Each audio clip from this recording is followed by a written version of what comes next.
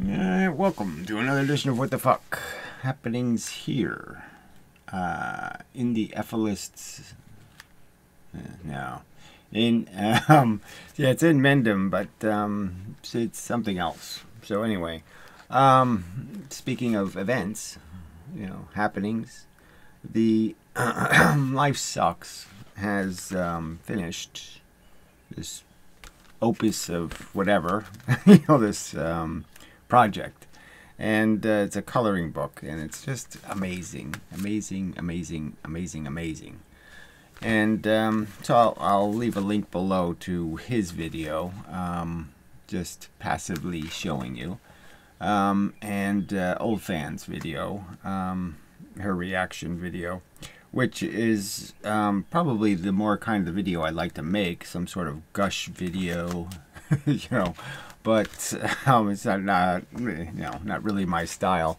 It's very thought-provoking, and there's so many thoughts it provokes that it's just hard to make a list of them and go through it and do that coherently. So it's just the ABCs. It's just so it's the letters of the alphabet with different images. My favorite, I would say, is the last one, Z, for zero-sum game. I'm winning on the sinking lifeboats with all the dead bodies. Now I can look at it and I can say, oh, there's little things I would change. See, so that's what automatically happens, little additions. So it's just how the brain works. There's just so much content to this, and it's such a nice, simple explanation of the key concepts. A little bit about the DNA, a little bit about evolution, a little bit about how sloppy people think.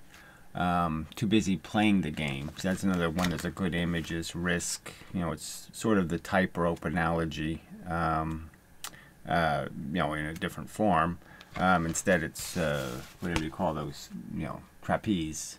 And the idea that these people everybody's just too busy to playing the game to figure out, am I doing something that really makes sense? I'm swinging upside down, taking all kinds of chances. Is there really going to be something I get out of this besides not dying now? I mean, do we really keep playing because we're doing anything other than kind of running from what doesn't sound like a great treat, a great dessert? You're dead. I mean, you're dead isn't like, oh, I just can't wait to get to the dessert. No. It's the, just even this first image is just such a, in itself can just keep you thinking. So anyway, to get to the details, so yes, link below to Life Sucks video, and you can buy it, in different forms, and I mean, any way you can support these kind of things, you should do so. It's just really, it's sort of like Amanda's movie. There's just so much work put into this, and it's shocking. Just an amazing construction. Now, I've had these kind of ambitions, to do something, like a board game. I've talked about that many times, and I've just never gotten around to it. And I have the electronic. I mean, I have really bad code, really old code, of a game board. And all I have to do is really just change the images, and now that you can do more things with HTML, I can obviously have videos play and different things happen. And it's just that time thing. So it's just irritating that I haven't. This also, like I said, one of the thoughts provoked is I have to, up my game, and I just, I've been too distracted by too many things. But there are a lot of things that need to be talked about, and thought about, and engineered, and constructed, and lots of ways of forcing the conversation. That's part of this whole thing, is getting this conversation somewhere. So you look at this book and you just say, gee, this would be so good if you could just distribute this in nursery schools or something. But it's a tiny bit too mature, you know. I mean, and the images are a little, I mean, obviously the little skeleton image, you know, ooh, that's maybe a little too dark, you know. You know, and so, you know, it would be discredit for that reason, you know, as for kids. But I mean, it is, you know, the messages should be in that form, you know, but you know, it's how many, where you have to draw a line somewhere. And I guess what I'm trying to say is this line is really excellent, because it is, the images have enough detail and are, you know, they tell, they have enough things happening in them, and there's enough context of just the structure, the mood, the attitude of the images even, is really well done. So even by themselves, you know, without coloring, you know, they say something. The images has, you know, they're deep enough, and so it just makes it very interesting. As a, you know, like I said, the accessibility things always see that's the other thought that it provoked, right? Because I'm looking at it and I'm saying, gee, this is perfect, except for the word antinatalism. You know, I've always disliked it, and I just realized why I dislike it. It's the anti part. I don't have an anti-philosophy. I have a pro-philosophy. You know, it should be like proventionalism. You know, provincialism. You know, it should have, you know, the point isn't to be anti something. The point is to be pro something. And the point is to affirm a positive value of being conscious of the fact that reckless is stupid. So yeah, I'm busy playing the game, but I have an obligation to understand the game I'm playing. I have an obligation to understand, you know, I'm pulling all these levers on this machine to make it give me candy, so to speak, to be getting some gratification out of my life. And, you know, some of the levers are, you know, pulling other people's arms and legs off. It's just a fact. You know, we're living in a world where, you know, every move you make is, you know, pushing a sound or an odor or a vibration or a disease even onto somebody else. I mean, even now we have to be aware of that, you know, a responsibility. There was so little talk, you know, with this whole coronavirus, you know, about the fact, you know, of the huge responsibility people have. You know, they didn't talk enough about the fact that, yeah, if you're sick, don't go out. Not to protect yourself, you idiot, not take care of you. No, so you don't go infecting a bunch of other people and touching things and putting your cooties on them. You know, there just was so little talk about that sensible solution.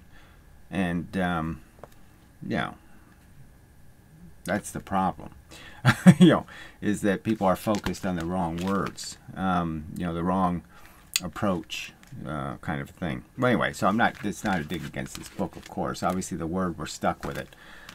Just as, in a sense, we're going to be stuck with ephilism, you know, until something better comes along. But anyway, those, like I said,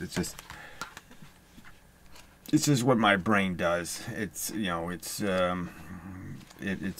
constantly triggered by something, and then it starts, you know, seeing more things and more things and more things, blah, blah, blah, blah, blah. So I'm the worst person to be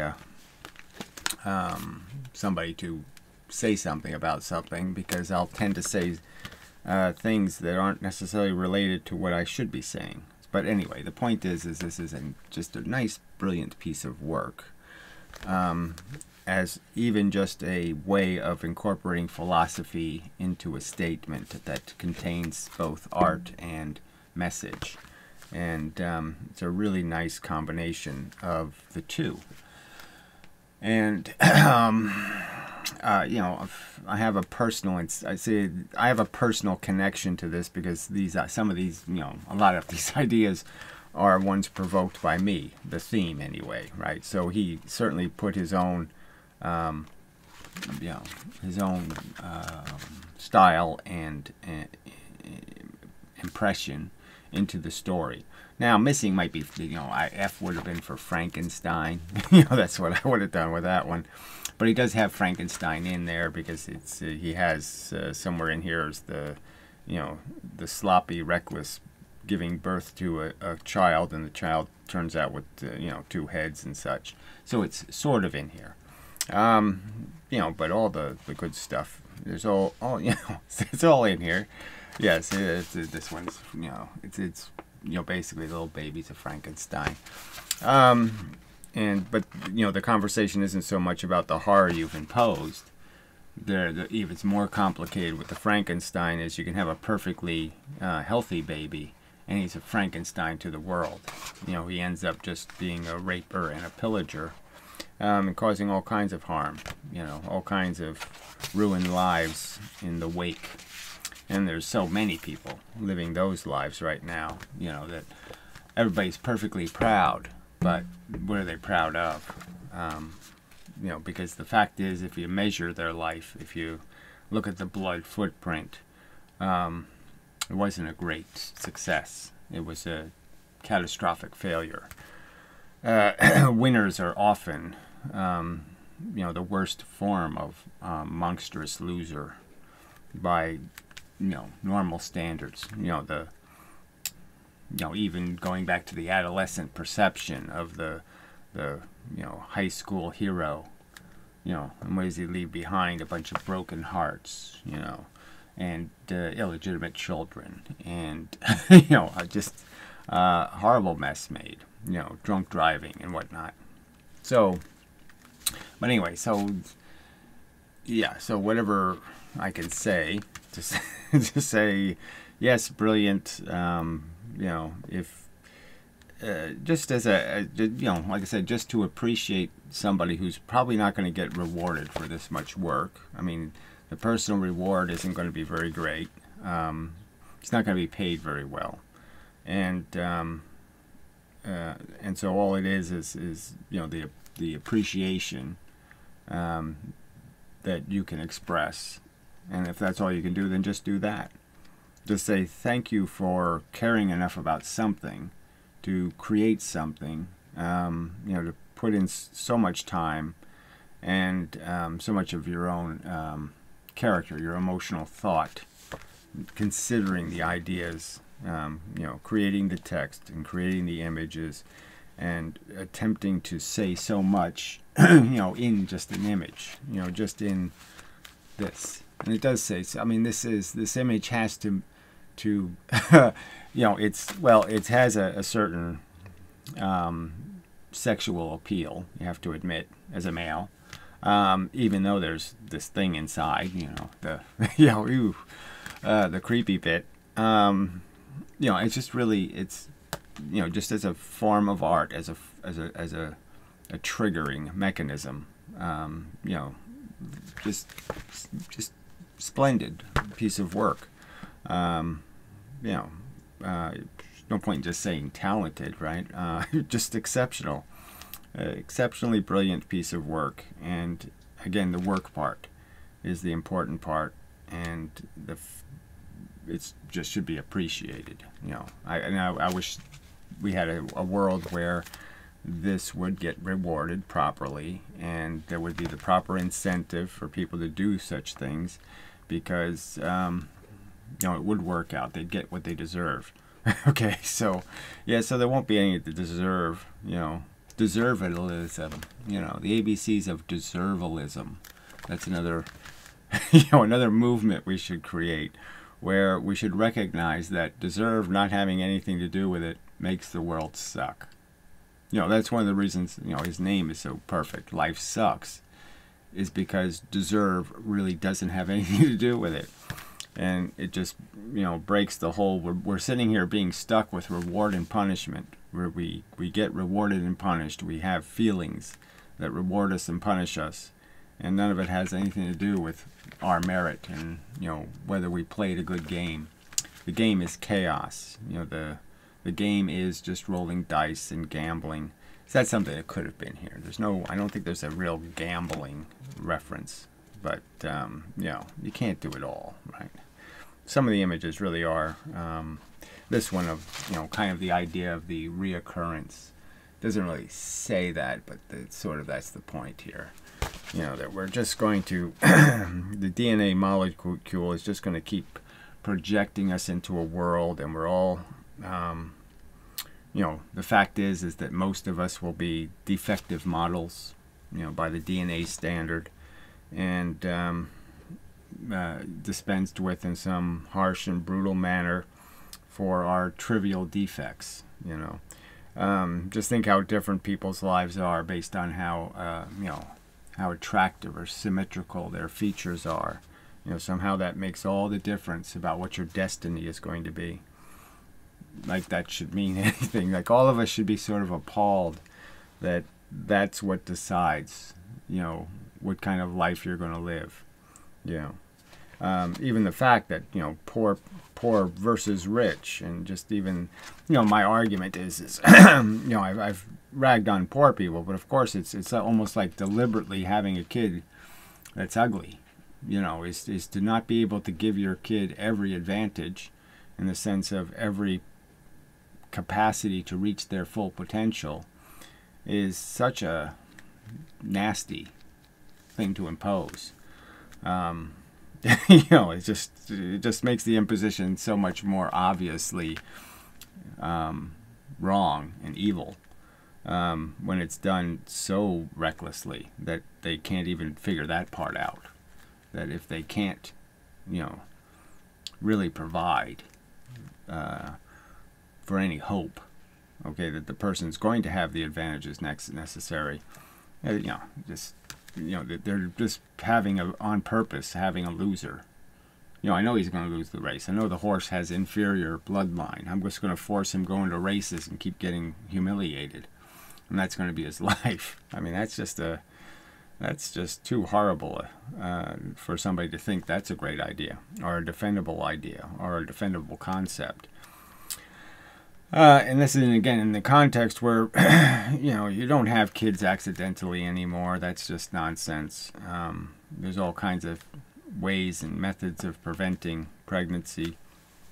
And that's already been illustrated in the sense that people are voluntarily becoming anti-natalist, and that is they're not being procreationists. They're not being, they're not doing the have kids thing in, like I said, mostly just the civilized countries, the advanced countries, we want to call it, and use some kinder language. The more technically advanced countries, people can find something better to do with their life. Like, again, this image of a woman, and I'm not making a chauvinist statement, but clearly it's women, who mostly drive procreation. I mean, clearly there's countries where men are, forcing women to have families because they're doing the I want to take over the country thing with my name, my surname, some kind of bullshit like that. But we know in most cases it's women who are driven to this, I'll do my natural job, because it's simple and easy in some kind of way. Somehow it's natural, therefore it's simple. That all I have to do is, perform as well as a mother cat or something. And the fact is mother cats, as hard as they work and as well as they do, considering how little, they don't get to go to school, they don't get to learn anything, they don't watch TV, they don't gain, they have so little knowledge of the world, and yet they're somehow capable of, getting their offspring functional enough to go out and catch their own food and do all this stuff. I mean, it's really quite amazing. But the failure rate is high, and I'm having to watch it every year here because some feral cat dumps kittens, and it's brutal because you want to do something, you want to fix it, and the fix is just impossibly sloppy and messy, and you have to cause more harm maybe, than the harm they're going to be exposed to because of the natural circumstance. But anyway, so the point is that women can do other things. They don't have to be just doing this instructing the kittens thing. They can they can have a more interesting life, and so that's also, I think, a message that that always gets. See, this is a thoughtful picture of the woman's got her eyes closed, and like she's thinking about it. There's a thought happening, and that's what it should be. It shouldn't be just some reckless decision made, some assumption that everything will be just fine. There has to be some recognition that of the obvious that's in this picture, the yin and yang of life, which is you start off strong and you get just beaten down and beaten down. And for most of the living things, it's going to be just the Sisyphus thing. You're just going to be pushing boulders up hills all the time. It's going to keep rolling back over your toes. It's going to do all this. And once in a while, they'll give you a cupcake and a cigarette, and you'll have a moment of peace and a moment of, oh, yeah, I feel pretty good. You'll a nice little wind will blow, and you can smell the cherry blossoms or something. But that most of the time, no, it's just going to be work. It's just going to be dodging the bullets, dodging the, trying to not rub too much skin off your hands, trying not to pull a muscle, trying not to make it worse, struggle. And this is a story that everybody, again, should be forced to think about, what 26 images, 26 little seeds of thought, and you could whittle it down to 10 if you had to, or 5. But I mean, the great thing, like I said, about this is that each one of these pages has a lot more in it, and you can find a lot. The cynicism, if you want to call it that, like even the background of the Pollyanna picture is a nuclear explosion. It's there's more. There's plenty in each image for you to tell even more stories about, even what the image represents. You can find more than one interpretation, and it's expansive, and it's not narrow, and it's really quite, like I said, it's quite thought-provoking and thought expanding. And it's almost like you could get to the story from any one of these roads. You could start on any one of the roads, and they'll lead to all the other roads, just in the depth of what he's put in the images. Like I said, just hiding the little yin yang thing in here, just little things like that.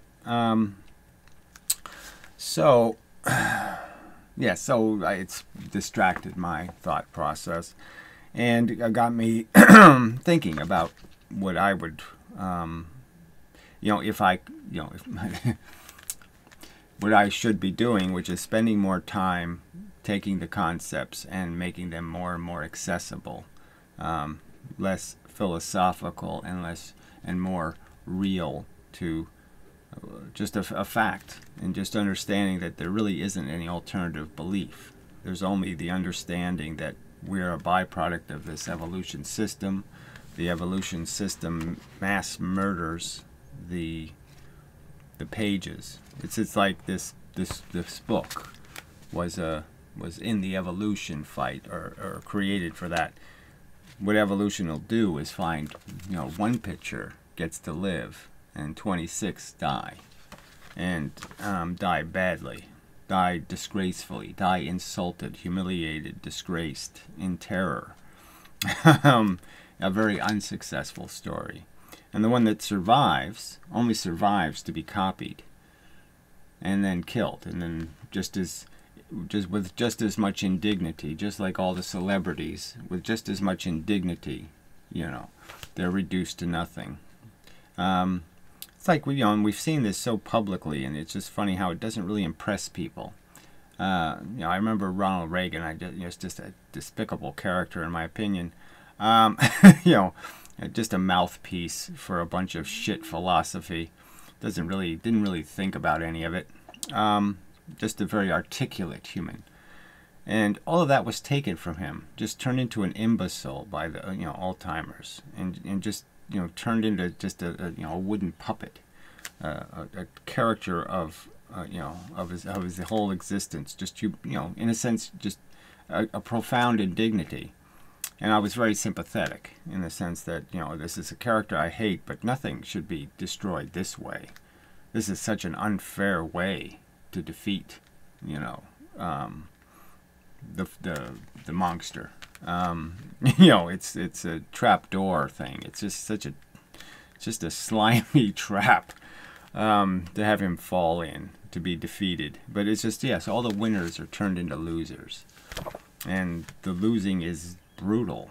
You know, I don't like being gratuitous about it, but I remember seeing Farrah Fawcett in one of her, you know, pictures of her in her last days dying, and just, you know, just like this is you know, so you could want to live some successful life, but if you see, oh, this is what part of the bargain is you're going to have 6 years of cancer.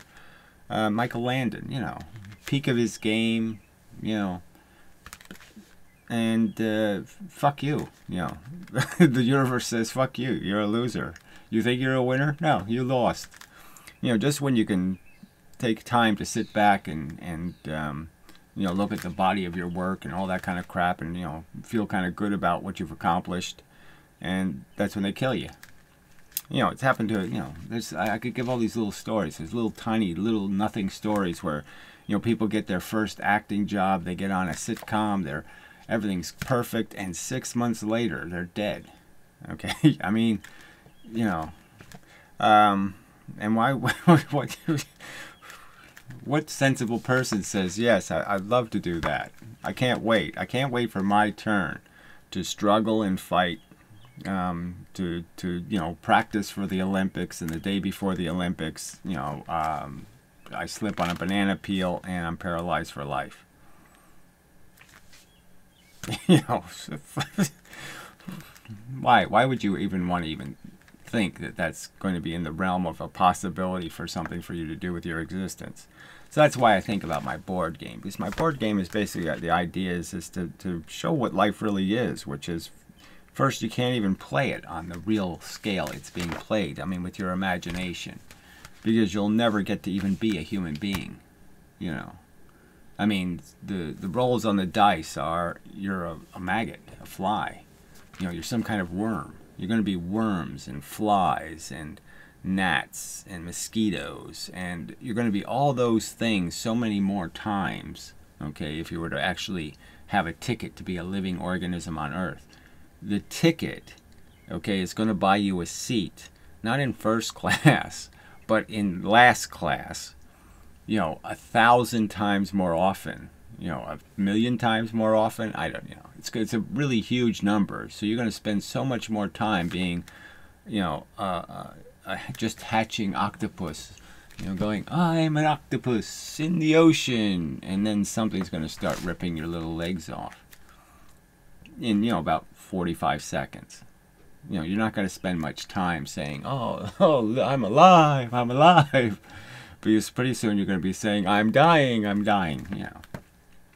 And then even, you know, our human life, like I said, no one really thinks about this. You know, they just don't think about this cradle to grave thing.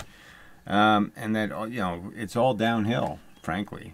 I mean, it's just this, it's really not all downhill. I guess, you know, you reach your peak at some kind of, you know, whatever, 16 to 25 kind of number or whatever.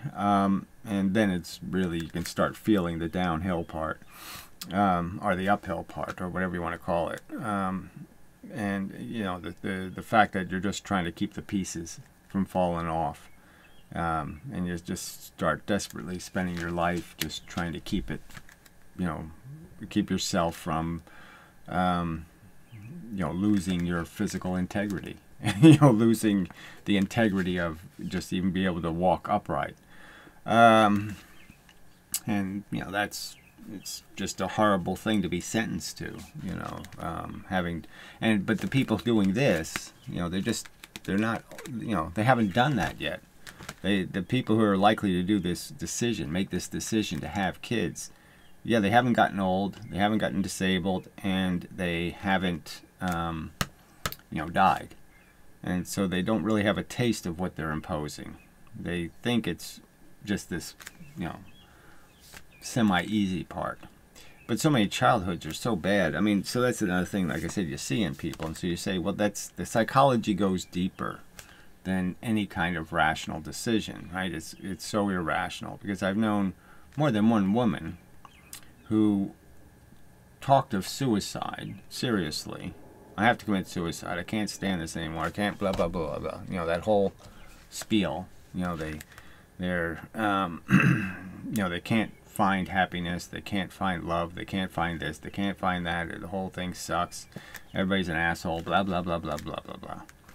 And then they get involved, they recklessly have a kid, and they already know that their psychology isn't ready. They can't even manage their own life. They can't successfully navigate their own life. They're, you know, taking all kinds of different drugs to try to fix themselves and, you know, try to get over their depressions and all this crap, and then they have a kid, and you're saying, just how irrational does it have to get? I mean, and it's like that with the people who, you know, they have all this cosmetic surgery to fix who they are and then have kids. Why? So you didn't like who you were, and now you're going to force somebody else to have to surgery too because they don't like who they are? What sense does that make? Oh, that's right. It doesn't make any sense at all. So it's obviously not a rational decision. It's not, you know, people aren't, kids, young women aren't doing any thinking, you know, about what they're doing, you know, what they're stepping into. And clearly, you know, you know, obviously the fathers are just as irresponsible, but I would just say, you know, every woman should be trained to know, okay, that, you know, men's, you know, intercourse desire doesn't have anything to do with a philosophy, okay? It doesn't, you know, so if he's not talking about it beforehand, about how he's ready to be a father and ready to take on the responsibility and ready to be all that he can be for your offspring, then you should be making sure he has a condom on, or make sure that you've taken the pill, or make sure one of you is sterilized or something, because obviously that's just stupid. It's just irrational. You know, and, you know, they all should be trained to know these things. So, I mean, I do put more responsibility on women because, yes, they're the ones that have to, you know, they actually manufacture the parasite. You know, they turn the harmless fluids, you know, into a dangerous DNA bomb. So, you know, so I like that this cover has a woman on it, because it is a woman's subject more than it is a male subject. You know, it's just a logical fact. It is a fact. And again, it is the young and irresponsible who do this thing, you know, who need this instruction. The younger, the better. The more they understand. But see, that's the whole thing. It has to be an anti-message, you know. It does have to be an anti-message. Anti your natural function. Anti your uterus. The world is anti your uterus. No, it's just anti the system that made all of us. The system that, you know, disregards the different, you know. The very thing it's trying to create is difference, but it doesn't like any kind of difference. It only likes differences that make you into a better conniver and schemer, crusher and destroyer, you know, better thief. That's what nature's making. Thieves, you know, crooks, criminals. Things that go out into the world and they steal your girlfriend. They steal whatever they can of the resources. They capitalize them, you know, and you know, manufacture them into something they can use to take the territory, to colonize more of the material space. So anyway, so I think a pause there and continue and such, so forth and whatnot. All right, should be back. So yes, there's the old fan. She talks again more about the art of it, and the cause and that kind of thing, using what kind of messages work in the world, and how this is a good format for communicating ideas, and something like that anyway. Yeah, it's in the vague range of the video. It's difficult to, again, attempt to try to pay tribute to anything, right? I mean, it's never good enough. You can make a statue, and it's, can be, well, that's what he looked like one day out of the week, but he did other things with the rest of his time. It's like everybody's sort of just pigeonholed into a, this is what they are, and this is all there are, and blah, blah, blah. So, anyway, yeah. So, continuing the theme, this theme, the theme of this is just that, yes, it's a nice, concise piece of the message in bite-sized portions, which is really excellent. And in some sense, I've been sort of struggling with attempting to do the same thing in terms of creating a philosophical model, a model of concepts, of understanding things like you're a robot, which is really big, in terms of, giving you some humility, that anything that you are that's any good, you didn't have anything to do with it, really. Okay, I mean, you were programmed by an environment, and the fact is that Hanna-Barbera, the inventors of the Flintstones, whatever, they had more to do with who you are than you had anything to do with who you are.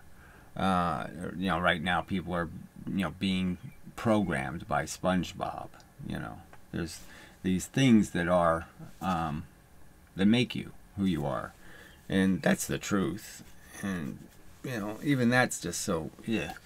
But I was thinking about the whole evolution thing, and just how people should be, just appreciate the mechanism, and that the scale of it, and all of these little sentient beings fighting with each other and struggling with the environment. For what? So, you start with a salmon, a fish, and, you're giving it life, okay, and it flows down the stream, eating the corpses, okay, of the parents, its own parents and all the other parents. All the parents are dead, and now you just feed on their little cruddy pieces of them that's flowing down the stream with you into the lake, and you're gaining your size, and you're growing up. And then you flow into the ocean, and what do? You spend 3 years eating other people's kids, okay, just as much as you can. Just grab one off the street and kill it and eat it. Insidious, horrible, terrible. Just drive right into the flock of them, and just nail as many as you can. Fill your jaws with their little squiggling corpses. Anyway, so yeah, you're not doing a very good thing in the ocean. You're just a mass murderer. All right, but you're just, trying to do what biology requires. And then you get some notion in your head, and you don't know why it's there. There's a smell in the water, and a few hormones take over, and give you ooh, I need to go rub some pebbles, in a stream somewhere. I need to, I have a feeling. All right, so you have a compulsion. A program clicks in and says, this is what you're going to do, And so now you're going to fight and have this struggle to get up the stream, to do this thing. You don't even know what you're doing. You just know you need to get up the stream. You need to just keep going that way. There's a smell you have to get to. And so you're going to fight with each other, because every time you kick the other guy in the nuts or whatever, the fins, you increase your chances of being the winner. Okay, and it's winning matters. That's all that matters. It's being the winner. And you're just going to go through this whole funnel of process. So millions of you will start off, and only thousands of you will eventually reach the target, and then you'll fight with each other.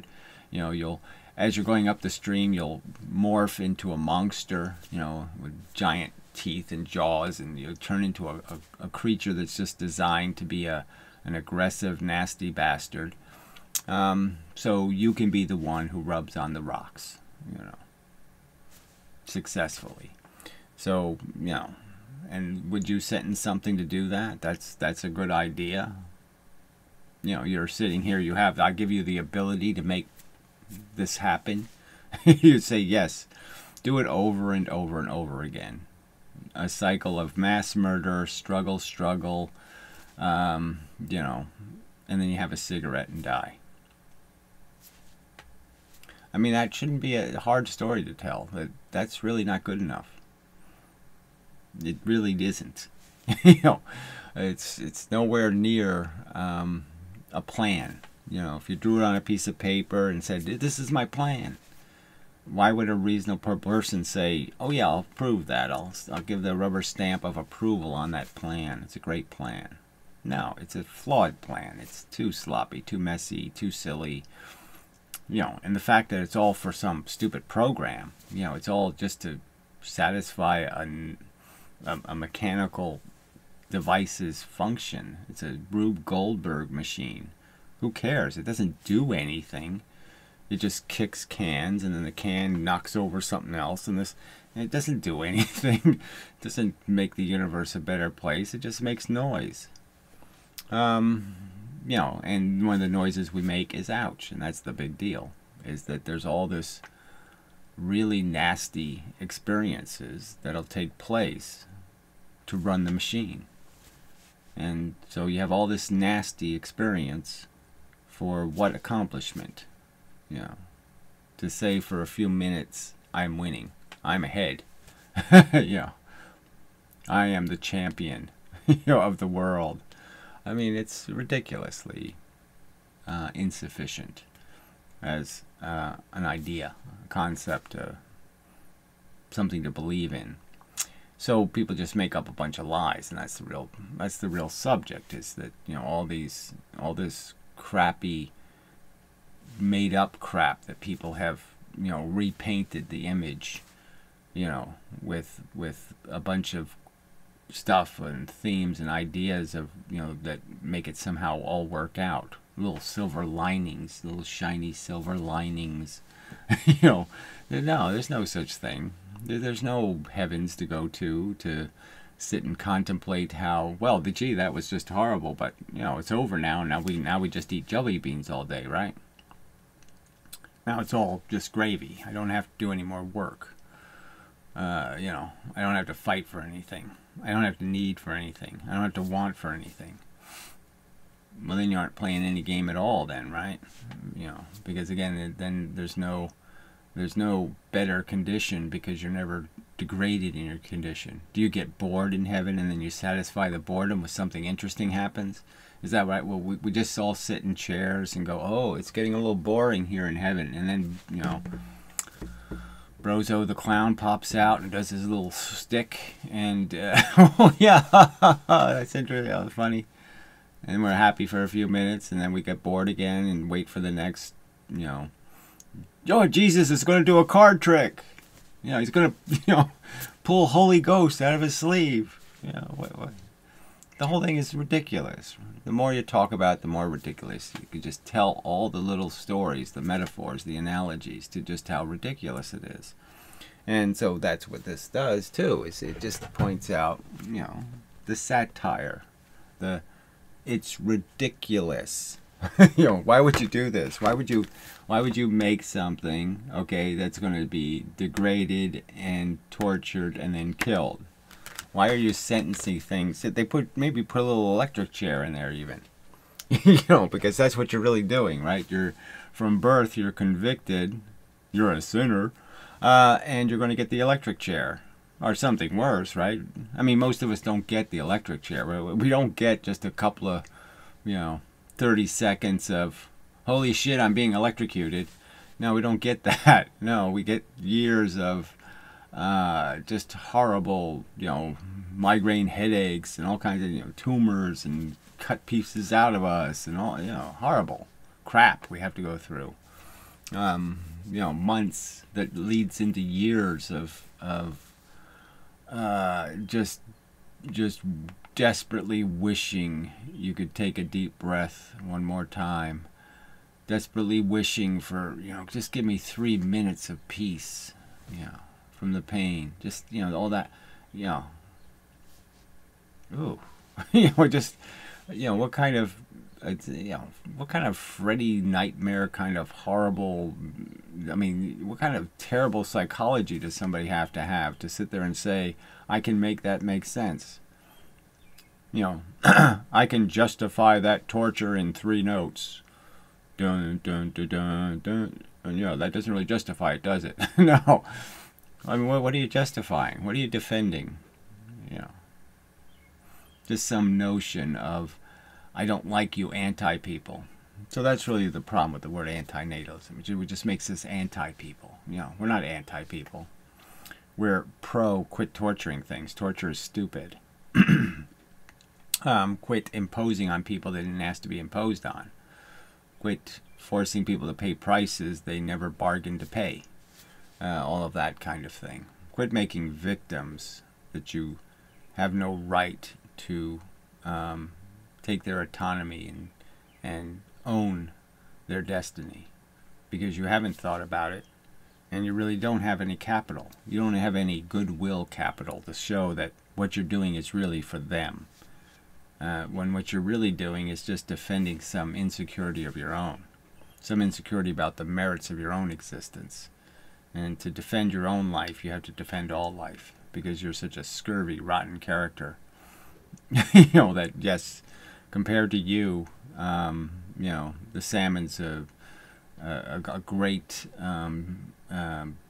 benefactor to the world, kind of thing. No. Anyway, it's all this psychology crap that gets in the way. All of this, my mommy told me, and my mommy's not an idiot. I don't know. All kinds of mush that's stuck in people's heads where they have to be devoted to the Republican Party. The Republican Party's been very, very good to me. It's made me very happy fighting the, there's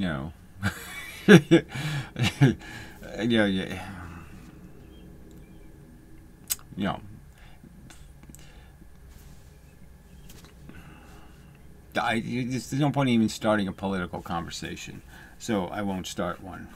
But it's just all this mindless devotion to teams and ideologies, and people who just perpetually kill each other over this colors thing. I'm a red and they're a blue. I'm a Protestant, they're a Methodist. Yeah, I gotta kill them. They're just too stupid. Yeah, so we'll move on. We'll take a pause and then we'll move on. We're probably getting close to, I've probably said enough. I mean, the major theme is, just like I said, the first thought provoked is, damn. Damn. I gotta do something. I gotta do a project, but it's just, there's just no time. There's just, I mean, I do have projects, right? But they're all, people view them as all quite hopeless, like the whole physics thing. But in a way, I see it as a reasonable investment in the future of reasonable thought. And that's really what we should be pro. We're pro-reasoning, pro-rationality, think about it. The more you think about it, the more you figure out it's all crap. Consumption, reproduction, addiction, parasitism. It's all crap. It's all crap, okay? It's not, you're not going to win. And you're not accomplishing anything by defending this redundant cycle of us all going through this struggle again. I mean, we're all going to just, have to redo these arguments, redo all of this fighting through life crap over and over and over again. There's all these different characters, but, do you really want to be the different characters with all of the liabilities of their life? Do you want it as they have it, exactly as they have it? You want to live with their mistakes? Ew.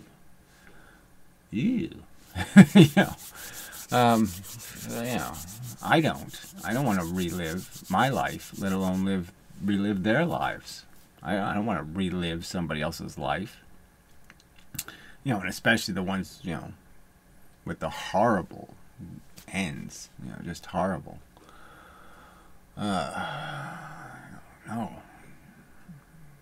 No, I don't want to do any of that. Why would you think it's a good idea? Why do you think you have a right to sit there and say, no, I'm going to force you to do it over and over again? That's just so obnoxious. And based on what? Because you have some religious fable? Or some, you know, just, well, I've always thought so. I never really thought about it, but, you know, I just have this notion that it is all, you know, pretty blue ocean and sparkling stars, and you know, it's all this, somehow it's all perfect, when it's clearly not perfect. You don't have to look too deep into the water to see the imperfect. Well, whatever. Alright, so, you know, I'll take a pause and think about it. Think about how this is just a message, and this is great that there's other people making the message and putting the message in all kinds of forms, and so the message becomes more and more impossible to miss, and that's really good. Yeah, okay, back. Alright, so I was thinking that it really, maybe I'll go back to the fetus image, just you know, just because I was just thinking that, you know, again, the word antinatalism, and really it's, you know, anti-pro-lifeism, right? I mean, that would be even better as a, in my opinion, as a statement, because we're anti people who are aggressively pro something that should be looked at as what it is, okay? I mean, life realistically understood, not life promoted and propagandized for and inflated and you know, some silly notion of what it is, and this whole idea that you've thought about it to some extent, you know, like somehow you have an idea and a reason why you're pro-life. Well, any reasoning that you could use to be pro-life can clearly be argued as nonsense, because there is no reasoning, there's no logic that could possibly make it make any sense. Just if you're evaluating as a game of risk and danger. Why would you invent risk and danger? Why would you invent all these potential worst case scenarios as being possible? How could you be pro worst case scenario? There shouldn't be any pro worst case scenario. There shouldn't be any, yeah, it's like pro gambling or something. It should all be understood that that's just psychology, and you should find something else to do with your brain, you know, than to entertain it with false notions of, I'm going to be lucky, you know, or some kind of silly notion like that. You know, there are people who gambling, it isn't gambling, because yes, they know that they have statistically found a match against the odds, and they will win more than they'll lose. But there's no way for you to do that for somebody else. There's no way for you to calculate a loss and say it's acceptable because I would accept it. Then, you know, they have to accept it. That, you know, you already know that there's things that don't bother other people that bother you, that you're sensitive to, that's revolting to you. And just because somebody else enjoys it, I can't, you know, I shouldn't make the assumption. So just like you can't assume for somebody else that, well, I don't mind having cancer, and I don't mind going through chemo, and I don't mind doing all these things, so everybody else shouldn't mind it either. I mean, that's not very, it's pretty easy to be anti-rubbish thinking, you know, anti-dumb, stupid, immature, superficial, profoundly incomplete thinking.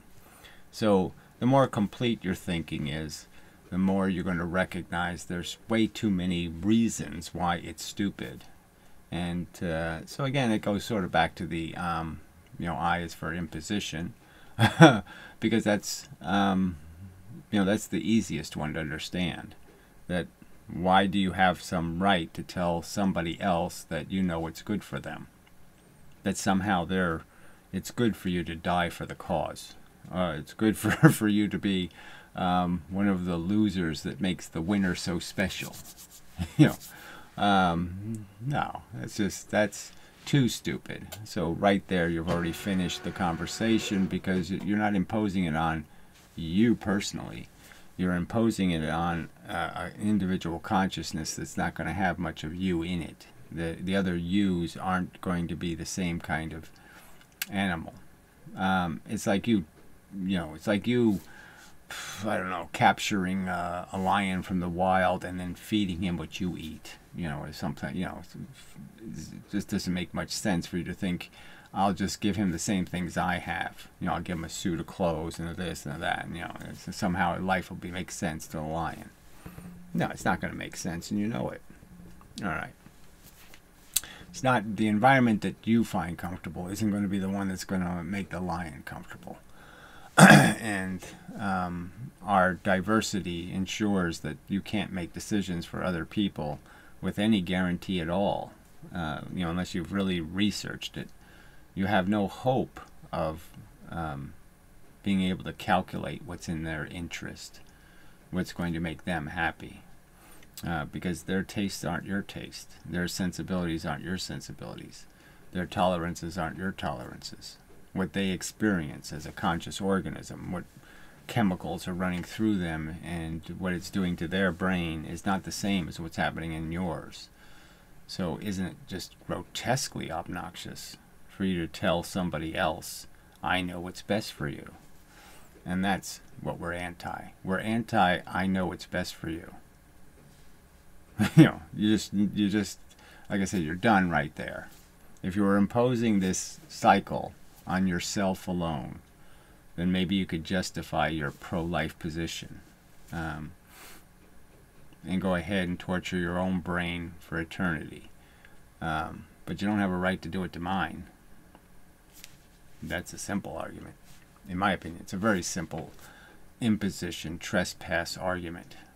Where did you get the authority, to impose your, to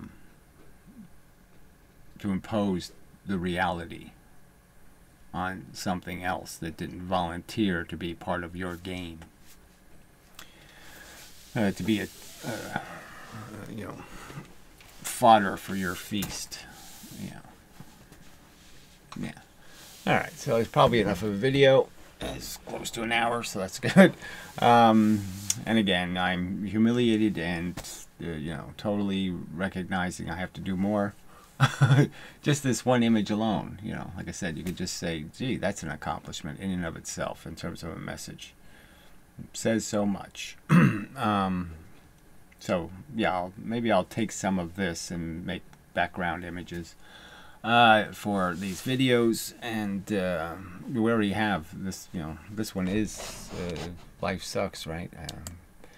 No, it switched it. This damn thing. It was there, and it really was. It was the background image, and then it changed it right before I hit the button. So not my fault. But anyway, yeah. So, yeah, that's probably enough of a video. So till the next time, and I'll try to do better. Try to do more.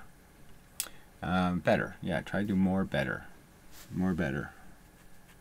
More and better, and better with moreness to it. But anyway, I don't think there's anything else I have to say. So, links in the description.